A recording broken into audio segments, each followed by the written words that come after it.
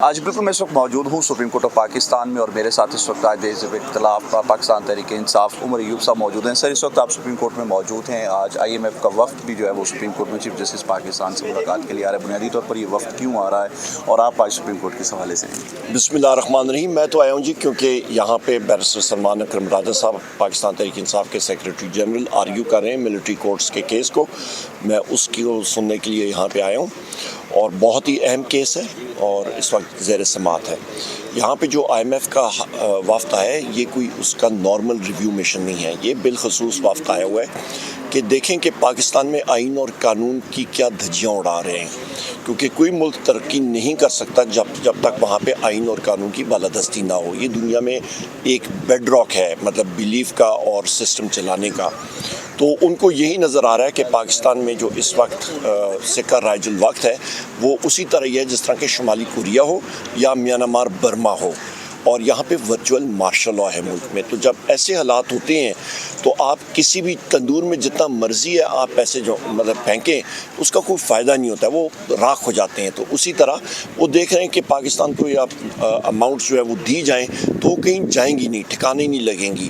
اور یہی وجہ ہے کہ IMF کی جو لون آیا بھی ہے پاکستان کو، اس کا کوئی خاص فائدہ نہیں ہوا۔ آپ لارج اسکیل مینوفیکچرنگ دیکھیں، نیگیٹو گروتھ ہے، آپ کی زراعت میں گروتھ نہیں ہے، آپ کی انڈسٹریز میں گروتھ نہیں ہے۔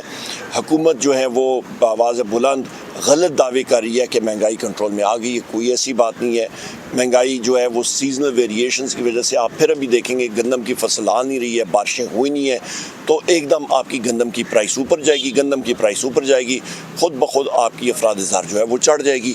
تو یہ وہ حالات اور واقعات ہیں جس کی وجہ سے معیشت جو ہے وہ ختم ہو چکی ہے، بے روزگاری بڑھ رہی ہے۔ 20 لاکھ لوگ ملک چھوڑ کے چلے گئے ہیں، اور تقریباً وہ 20 لاکھ لوگ جو گئے ہیں انہوں نے جو پیسے خرچ کیے ہیں اور ملک سے باہر گئے، وہ تقریباً 14 ارب ڈالر کے قریب ہیں، اور یہاں پہ ہم لوگ 1.5 ارب ڈالر کی گرانٹ کے لیے IMF کے سامنے کشکول لے کے کھڑے ہیں۔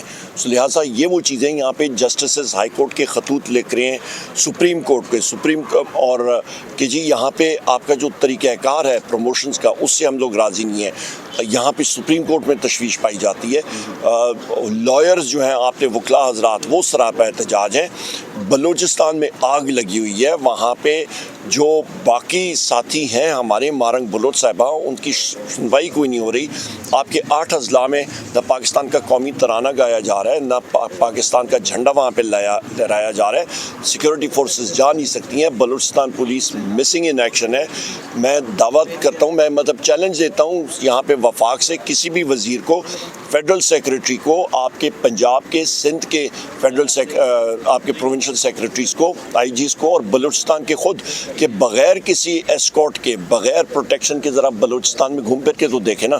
میں تو چلا جاؤں گا اکیلا، میرے ساتھ آ جائیں اکیلے، ایک گاڑی میں ڈرائیو کر رہا ہوں گا اکیلا، ایک اور کوئی ڈرائیو کرے، اپنی گاڑی میں آ جائیں، ہم لوگ دیکھتے ہیں۔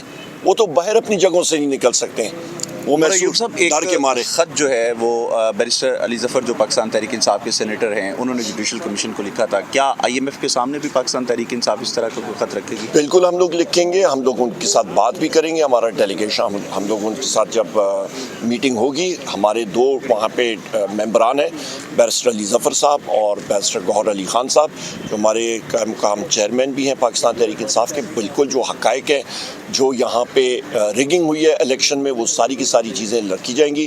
اس کی بنیادی وجہ یہ ہے کہ الیکشن کمیشن آف پاکستان کو united states aid for international development USAID نے ملینز آف ڈالرز دیے ہیں ایڈ میں کہ وہ سسٹم کو ٹھیک کرے، اور وہی پیسہ انہوں نے اٹھا کے الیکشن کو میں ریگنگ، دھاندلی کے لیے استعمال کیا گیا، جس کو ہم لوگ کنڈیم کرتے ہیں۔